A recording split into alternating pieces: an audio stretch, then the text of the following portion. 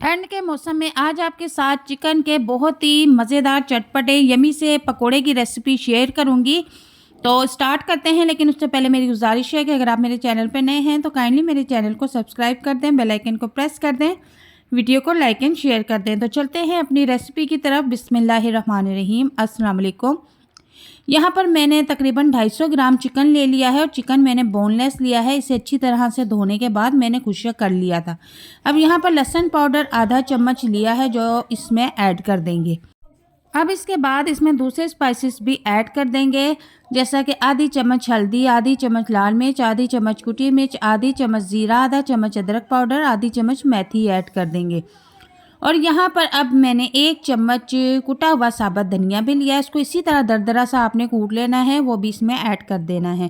और अब इन तमाम चीज़ों को चिकन के साथ अच्छी तरह से मिक्स कर लेना है। यहाँ पर आपको एक बात बता दूँ कि यहाँ पर स्पाइसेस का टेस्ट आप अपने टेस्ट के मुताबिक रख सकती हैं, कम ज़्यादा या स्पाइसी या हल्का रखना चाहें तो वो आपके टेस्ट के मुताबिक है।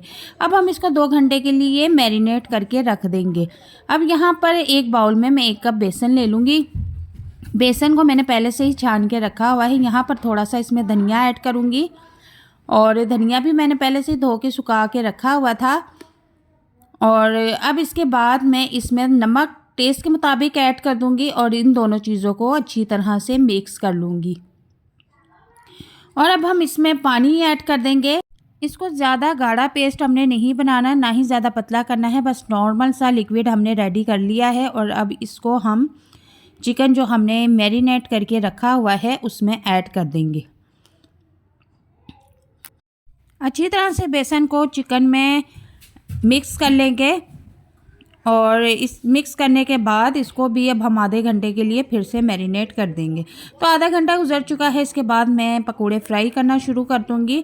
तो यहाँ पर देखें कि चिकन पकोड़े जो है बहुत ही अच्छे कलर में आ चुके हैं, और मैं अब इनको किसी प्लेट में डिश आउट कर लूँगी। तो यहाँ पर आप देख सकते हैं कि हमारे सारे चिकन पकोड़े रेडी हो चुके हैं और बहुत ही मज़ेदार, क्रिस्पी और यमी रेसिपी बनके रेडी हुई है।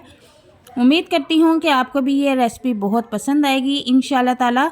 और वीडियो अगर पसंद आती है तो इसे लाइक शेयर ज़रूर कीजिएगा, चैनल को भी ज़रूर सब्सक्राइब कीजिएगा। तो मिलते हैं नेक्स्ट वीडियो में एक नई और मज़ेदार रेसिपी के साथ। तब तक के लिए इजाज़त चाहती हूँ। अपना ख्याल रखिएगा। अल्लाह हाफिज़।